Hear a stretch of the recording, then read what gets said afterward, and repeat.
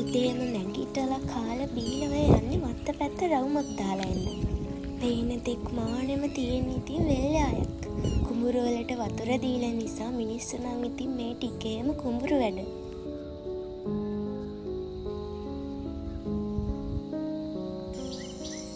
හිමින් ඉතින් අන්තිමේට වත්තටත් ආවා.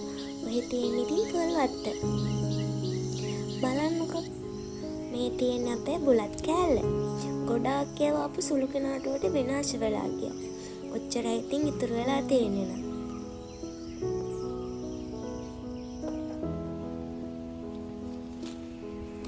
අම්මලා දොඩම් කඩන හන්ද මාත් ඉතින් දොඩම් ගෙඩි ටිකක් කඩලා දුන්නා.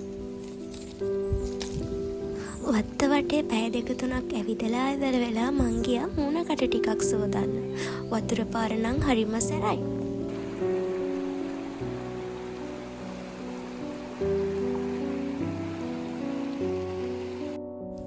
බයි එහෙනම් හැමෝම පරිස්සමෙන් ඉන්න ඕනි.